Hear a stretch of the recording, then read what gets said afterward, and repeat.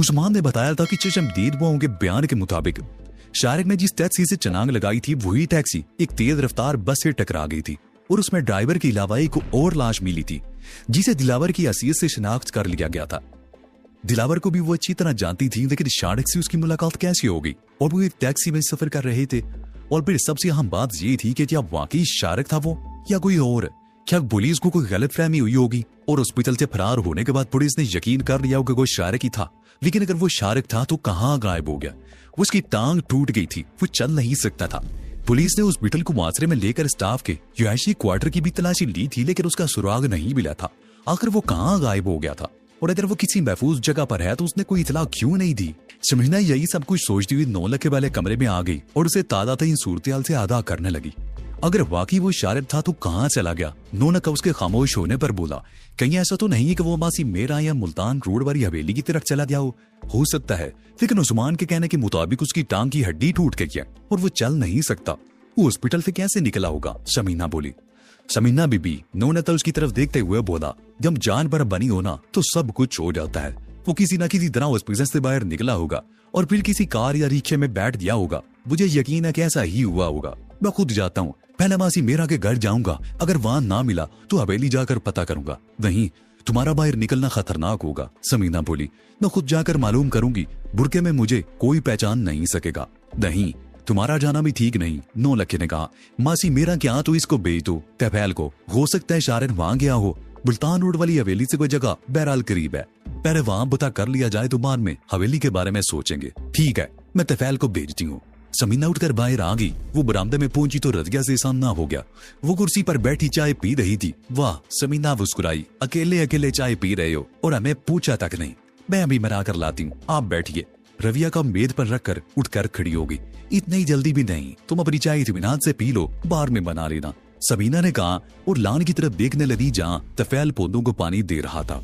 उस वक्त 5:30 बजने वाले थे। शमीना बरामदे से निकलकर छोटे छोटे कदम उठाती हुई लान में तफैल के पास आ गई। तफैल उसकी तरफ देखते हुए बोली, ये काम मेरे लिए छोड़ दो और तुम मासी मीरा के हाथ चले जाओ। मालूम करो कि शारिक वहाँ है या नहीं।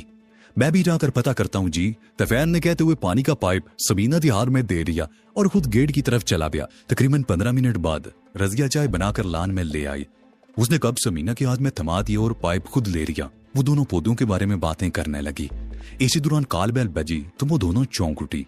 तफैल को तुमने काम से भेजा है, ये कौन हो सकता है? समीना मुड़बुड़ाई। मैं देखती हूँ। रज़िया पाइप घास पर फेंक कर गेट की तरफ चली गई।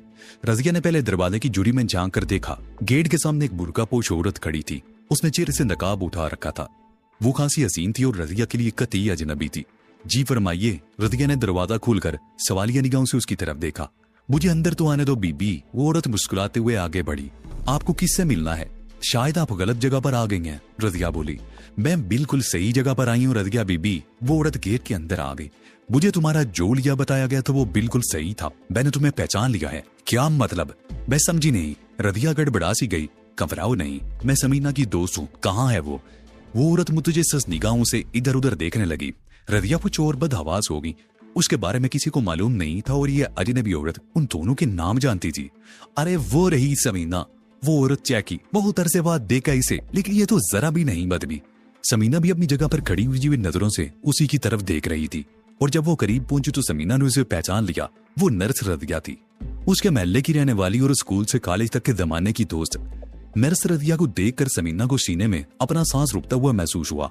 ये यहाँ कैसे पहुंच गई? नर्स रज़िया तेज कदम उठाती उसके करीब पहुंच गई। उसने बड़े इत्मीनान से समीना के हाथ से चाय का कप लेकर नीचे रख दिया और फिर वाले हाना अंदाज में उससे लिपट गई। बड़ी तोता ऐसी शमो। नर्स रज़िया उसके चेहरे को देखते हुए बोली, मुझे अच्छी तरह पहचानती हो, लेकिन अजनबी क्यों बन रही हो? तो तुम्हें किसने बताया कि मैं जाऊं? समीना अपनी अंदरूनी कैफियत पर काबू पाने की कोशिश करते हुए बोली। पुलिस आज तक तुम्हारा सुराग नहीं लगा सकी, लेकिन देख लो मैं कितनी आसानी से यहाँ पहुंच गई हूँ। नर्स रज़िया ने मुस्कुराते हुए कहा, अगर किसी गलत इरादे से आई हो तो वापस नहीं जा सकोगी। समीना के लहजे में सर्द मोहरी थी। बस हो गई परेशान। नर्स रज़िया की मुस्कुराहट गहरी हो गई। अरे मैं तो तुम्हारी परेशानी दूर करने आई हूँ। कैसी परेशानी? समीना ने उसे घूरा। तुम कल से परेशान हो ना, बस अब वो परेशानी खत्म होगी। अब तुम मुस्कुरा कर मेरी तरफ देख लो, तुम्हारी पुरानी दोस्त हूँ, रज़िया ने कहा। समीना चलने में उसकी तरफ देखती रही, फिर उसके होंठों पर भी मुस्कुराहट आ गई। वो सूरत-ए-हाल को समझ गई थी। रज़िया हॉस्पिटल में नर्स थी और शारिक से गायब था। साफ साफ बताओ क्या मामला है, वो कहाँ है? समीना बोली। वो महफूज है और खैरियत से है, बरस रदिया ने मुस्कुराते हुए कहा। फिर बोली, क्या मुझे अंदर नहीं ले जाओ, कहीं से चलता करोगी? ओह, समीना ने गहरा सांस लिया। तो तुमने मुझे कंफ्यूज कर दिया था, चलो अंदर चलो और देखो। ये शारिक की बहन है, इसका नाम भी रदिया है। शारिक ने मुझे बताया था, उसके बताए हुए लिए के मुताबिक मैंने इसे देखते ही पहचान लिया था, नरस रदिया ने मुस्कुराते हुए कहा।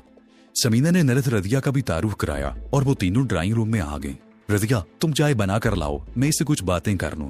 समीना ने रदिया की तरफ देखते हुए कहा। वो बाहर चली गई तो समीना बोली, अब बताओ क्या किस्सा है? वह तो कल से परेशान थी, आज किसी से कुछ मालूम हुआ था जिससे परेशानी कुछ और बढ़ गई। वो भी तुम लोगों के बारे में परेशान है, नरस रदिया ने कहा। वो चलने में खामोश रही, फिर इशारे के बारे में तफसील से बताने लगी। आखिर में वो कह रही थी, वैसे तो अब उसके बारे में परेशान होने की जरूरत नहीं, उसका मुनासिब इलाज होता रहेगा और वहाँ वो महफूज भी रहेगा। अगर तुम चाहो तो मेरे साथ जाकर उसे देख सकती हो। रदिया, समीना उसके चेहरे पर नजरें जमाते हुए बोली, मैंने तुम्हारी एक एक बात का यकीन कर लिया है, लेकिन कहीं ऐसा तो नहीं कि मैं समझ रही हूँ तुम क्या कहना चाहती हो। दरअसल रदिया ने उसकी बात काट दी। तुम जिस किस्म की सूरत से दो चार उसके तहत किसी पर भी शुबा करना फितरी बात है, लेकिन तुम मुझे अच्छी तरह जानती हो, हम बचपन की दोस्त हैं। बचपन से लेकर स्कूल और कॉलेज के जमाने तक मैंने हर मामले में तुम्हारी हमायत की थी। मैं तुम्हें धोखा नहीं दे सकती समीना, तुम खुद ही सोचो, मैं तुम्हें वो बातें कैसे बता सकती हूँ जिनके बारे में सिर्फ शारिक और तुम जानती हो। शारिक ने ये सारी बातें मुझे इसलिए बताई थी कि तुम्हें मुझ पर शुबा ना हो सके। उसने ये भी कहा था कि मैं नौलखी की खैरियत भी दरियाफ्त करूं और शाहपरी को भी तसल्ली दूं। ठीक है, अब मुझे यकीन आ गया कि तुम सच कह रही हो, समीना बोली। नौलखा बिल्कुल ठीक है और शाहपरी थोड़ी देर में आ जाएगी तो तुम्हें उससे भी मिलवाऊंगी। वैसे हमारे वहां जाने से किसी को शुबा तो नहीं होगा? नहीं। नर्स रदिया ने नफी में सारी लाया। मेरी अम्मी और बहनें आती रहती हैं, कोई तुम लोगों के आने पर शुबा नहीं करेगा। ठीक है, हम शाम का अंधेरा फैलने के बाद चलेंगी, समीना बोली। इसी दौरान रदिया चाय बनाकर ले आई और उसके थोड़ी देर बाद शाहपरी भी पहुंच गई। वो कुछ चीजें लेने के लिए मार्केट गई हुई थी। उसने जैसे ही ड्राइंग रूम में कदम रखा था, वहाँ एक अजनबी औरत को देखकर ठिठक गई। आओ शाहपरी, समीना ने मुस्कुराते हुए कहा। ये रदिया है, मेरी बचपन की दोस्त, हॉस्पिटल में नर्स है, शारिक का पैगाम लेकर आई है। ओह, शाहपरी आगे आ गई। उसने शॉपिंग बैग एक सोफे पर फेंक दिए। शारिक का पता चल गया? वो सवालिया निगाहों से समीना की तरफ देखने लगी। हाँ, वो ठीक है और महफूज भी है, समीना की बजाय नर्स रदिया ने जवाब दी। वो बड़ी गहरी नजरों से शाहपरी की तरफ देख रही थी। शाहपरी का हुस्न और शबाब देखकर वो दिल ही दिल में रश करने लगी थी। लो चाय पियो, समीना ने अपना कप शाहपरी के सामने रख दिया। रदिया ने एक और कप बनाकर समीना को दे दिया। वो चारों चाय पीने लगी। दरअसल रदिया को एक बार फिर बताना पड़ा कि शारिक उसकी यहाँ कैसे पहुंचा था और फिर उनका मौजू बदल गया। समीना नरस रजिया से उसके बारे में दरियाफ्त करने लगी। आखिर में वो कह रही थी, अच्छा हुआ कि उसके मर जाने से मेरी जान छूट गई, उसने तो मेरी जिंदगी अजाब बना रखी थी। मुंह तो वाकई तुम्हारे लिए अजाब था, समीना ने उसके खामोश होने पर कहा। खैर लानत भेजो उस पर, नरस रजिया ने कहा। मुझे तो तुम पर हैरत है, तुम कैसे फिसल गई? तुम जैसी मासूम लड़की जो बिल्ली से डर जाया करती थी, आज के लोगों के लिए हवा बनी हुई है। ही सभी छोड़ दो, समीना ने गहरा सांस लेते हुए जवाब दिया। लंबी दास्तान है, फिर किसी वक्त फुर्सत में सुनाऊंगी। उसने दीवार पर लगी हुई घड़ी की तरफ देखा। उन्हें वक्त गुजरने का एहसास ही नहीं हुआ था। 8:15 बज रहे थे। मेरा ख्याल है अब चलना चाहिए, उसने नरस की तरफ देखते हुए कहा। हाँ चलो, नरस ने जवाब दिया। शाहपरी तुम भी साथ चलो, समीना ने उठते हुए कहा। हम अभी आते हैं, उसने नरस रजिया की तरफ देखा और वो दोनों ड्राइंग रूम से निकल गई। वो दोनों अपने कमरे में आ गई। समीना ने अलमारी से पिस्तौल निकाल लिए और एक पिस्तौल शाहपरी की तरफ बढ़ा दिया। इसे एहतियात से अपने पास रख लो, हो सकता है इसकी जरूरत पड़ जाए, समीना ने कहा। एक पिस्तौल उसने अपने लिबास में उड़स लिया। शाहपरी ने चादर ओढ़ ली और समीना ने बुर्का पहन लिया। उनकी सिर्फ आंखें नजर आ रही थी। वो दोबारा ड्राइंग रूम में आ गई। नर्स रदिया तैयार खड़ी थी, उनके साथ बाहर आ गई।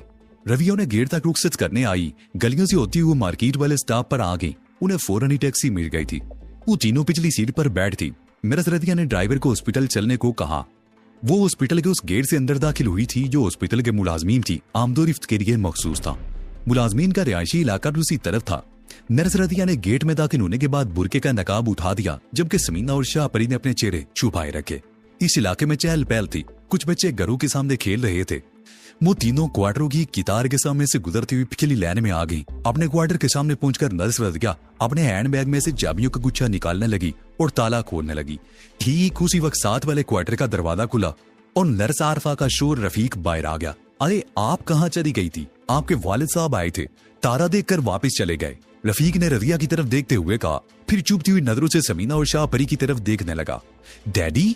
रदिया के लहजे में हैरत थी। कुल पैगाम दिया। हाँ, वो सुबह 9 बजे के करीब आएंगे। कहकर गए थे कि उनका इंतजार किया जाए। रफीक ने जवाब दिया, ठीक है, इस पैगाम का शुक्रिया। रदिया ने जवाब दिया। वो अंदर आ गई। रदिया ने दरवाजा बंद करके कुंडा लगा दिया और बरामदे में आकर कमरे का दरवाजा खोलने लगी। समीना और शाह परी कमरे में दाखिल होकर रुक गई। वो दोनों अजीब सी नजरों से शारे की तरफ देख रही थी, जो मसहरी की पुष्ट से टेक लगाए नींद दराज था। उसके होंठों पर खफीफ सी मुस्कुराहट थी। रदिया ने अंदर आकर दरवाजे के सामने पर्दा खींच दिया। घूर क्या रही हो? शारिक ने समीना की तरफ देखते हुए कहा। अपनी सहेली को दुआएं दो जिसने मुझे जिंदा बचा लिया। हाँ, रदिया ने तो वाकई हम सब पर एक एहसान किया है जिसका बोझ हम जिंदगी के आखिरी लम्हों तक नहीं उतार सकते, समीना ने कहा और वालियाना अंदाज में आगे बढ़कर रदिया को गले लगा लिया। मैंने किसी के ऊपर कोई एहसान नहीं किया, रदिया ने कहा। तो जानती हूँ कि शारिक मुजरिम नहीं, इसे इस रास्ते पर धकेला गया है। मेरा बात सभी एक ऐसे शख्स से रहा है जो इंसानियत के नाम कर एक बदनुमान धब्बा था। मैंने शारिक को बचाकर कोई एहसान नहीं किया, एक बेगुनाह की मदद की है। शुक्रिया रविया, ये अल्फाज शाह परी ने कहे थे। तुम कितनी प्यारी हो। रविया ने शाह परी को लिपटा लिया, फिर उसे अपने से अलग करते हुए बोली, अच्छा छोड़ो इन बातों को, मैं शारिक के लिए खाना गर्म कर लूं। रात के लिए भी खाना मैंने दोपहरी को तैयार कर लिया था और तुम दोनों के लिए चाय भी बना लूं। हम तो चाय नहीं पियेंगे, अलबत्ता शारिक के लिए खाना गर्म कर लाऊं, समीना ने कहा। कुछ देर बाद रविया शारिक के लिए खाना गर्म करके ले आई। शारिक खाना खा रहा था और साथ ही बातें भी होती रही थी। यह तो तयशुदा बात थी कि शारिक को इस वक्त तक यहाँ से नहीं ले जाया जा सकता था जब तक उसकी हड्डी का फ्रैक्चर ठीक ना हो जाता, और उसके लिए कई रोज दरकार थे। समीना को यह अंदेशा था कि अगर शारिक को यहाँ छोड़ दिया गया तो इन लोगों के बार बार आने जाने से किसी को शुबा भी हो सकता था। मजीद ये कि रदिया इस क्वार्टर में रहती थी, इसी क्वार्टर में उसके मिलने वालों का भी आना जाना था जिनसे ज्यादा ताल्लुकात नहीं थे। उन्हें तो वो ड्राइंग रूम में बिठा सकती थी, लेकिन जो बेतकल्लफ सहेलियां थी, अगर उन्हें बार बार ड्राइंग रूम में बिठाया गया तो वो शुबा कर सकती थी कि उन्हें बेडरूम में जाने से क्यों रोका जाता है। ये मामला तो मुझ पर छोड़ दो, रदिया ने कहा। शाहरुख को एक हफ्ता मुकम्मल आराम की जरूरत है, वो एक हफ्ता यहीं रहेगा और मैं ऐसा बंदोबस्त करूंगी कि लोगों को यहाँ आने का मौका ना मिले। क्या तुम्हें यकीन है कि शारिक यहाँ महफूज रहेगा? शमीना बोली। 100%, रविया ने मुस्कुराते हुए कहा। अगर खुदा न खास्ता ऐसा कोई वक्त आया तो मैं अपनी जान दे दूंगी, लेकिन शारिक पर आंच नहीं आने दूंगी। वो सही सलामत तुम तक पहुंच जाएगा। मेरी तसल्ली होगी, समीना ने कहा। और मुझे कोई फिक्र नहीं। मेरा ख्याल है अब तुम लोग जाओ, शारिक ने समीना और शाहपरी की तरफ देखते हुए कहा। 10 बज रहे हैं, तुम लोग अकेली हो। अकेली? समीना ने हल्का सा कहका लगाया। मैं 1 साल से तुम्हारे साथ हूँ, अब भी मुझे अकेला समझते हो? बहरहाल हम जा रहे हैं। समीना उठकर बुर्का पहनने लगी। शाहपरी ने भी चादर ओढ़ ली और रदिया के साथ बातें करती हुई कमरे से बाहर आ गई। समीना ने बुर्का पहनते हुए पीछे मुड़कर देखा, फिर शारिक पर झुक गई। उसने अपने लिबास में छुपा हुआ पिस्तौल निकालकर शारिक के तकिए की नीचे रख दिया। खुदा न खासा अगर कोई नागहानी सूरत पेश आई तो ये तुम्हारे काम आएगा। शुक्रिया, शारिक ने मुस्कुरा कर कहा। समीना भी कमरे से बाहर आ गई और जब वो लोग रविया के साथ से इनके दरवाजे से बाहर निकली तो उसका पड़ोसी रफीक अपने दरवाजे के सामने खड़ा था। उस वक्त भी गहरी नजरों से समीना और शाहपरी की तरफ देख रहा था, लेकिन उसे बड़ी मायूसी हुई थी। उन दोनों ने दरवाजे से बाहर निकलने से पहले ही अपने चेहरे नकाबों में छुपा लिए थे। उन दोनों ने रदिया से अलविदा या जुमले कहे और गेट की तरफ जाने वाले रास्ते पर चल पड़ी। बिस रदिया, रफीक ने रदिया को नाम लेकर पुकारा। वो इस वक्त अपने दरवाजे में दाखिल हो रही थी। क्या बात है जी? रदिया ने मुड़कर उसे घूरा। आप आज सुबह से कुछ ज्यादा ही मसरूफ लग रही हैं, रफीक बोला। आप जानते हैं कि सुबह मैं रात की ड्यूटी देकर आई थी और दिन में सोना चाहती थी। फिर मेरी अपनी जाती मसरूफियात हैं, मेरे अजीज रिश्तेदार हैं, सबसे मिलना मिलाना होता है, लेकिन मेरी मसरूफियात पर आपको क्या एतराज है? रविया ने कहा। एतराज तो कोई नहीं, लेकिन पहले कभी गपशप हो जाया करती थी और आजकल आप लिफ्ट ही नहीं करा रही, रफीक बोला। देखिए मिस्टर रफीक, रविया के लहजे में सर्द मोरी थी। मैं आरफा की वजह से आपका लिहाज करती हूँ। अगर कभी हंसकर बात कर लेती हूँ तो इसका ये मतलब हरगिज़ नहीं कि आप पर मर मिटी हूँ। आप जो वक्त मेरे पास बैठकर वाया करना चाहते हैं वही अगर आप अपनी बीवी को दें तो आपका घर जन्नत बन सकता है। रोज रोज के झगड़े खत्म हो जाएंगे आपके। रविया ने अंदर दाखिल होकर धड़ से दरवाजा बंद कर लिया। ये नहीं देख सकी थी तो उसकी संदाजे गुफ्तगू से रफीक की क्या हालत थी। इधर समीना और शाहपरी बातें करती हुई गेट की तरफ जा रही थी। उनकी गुफ्तगू का मौजू यही था कि हॉस्पिटल के मुलाजमीन को राइश के लिए क्वार्टर तो दिए गए थे, लेकिन उन्हें वो सहूलतें हासिल नहीं है जो इनका हक है। इन क्वार्टरों में बरसों से मुरम्मत और सफेदी नहीं हुई। लोग अपने तौर पर ही मुरम्मत और सफेदी वगैरह कर लेते थे, जबकि हॉस्पिटल की हदूद में राइश पदीर डॉक्टर और इंतजामी अफसरों के बंगलों में हर 6 महीने बाद रंग और रोगन होता। उनके लिए तमाम सहूलतों का ख्याल रखा जाता। एक अधेड़ उम्र आदमी और उसकी बीबी उनके साथ चल रहे थे। वो दोनों बड़ी तवज्जो से उनकी बातें सुन रहे थे। बिलाकर मर्द मुदाखलत किए बगैर ना रह सका। सच कह रही हो बीबी, वो बोला। मुझे क्वार्टर में रहते हुए 3 साल हो चुके हैं, मगर सफेदी एक मर्तबा भी नहीं हुई। यहाँ गरीबों को कौन पूछता है?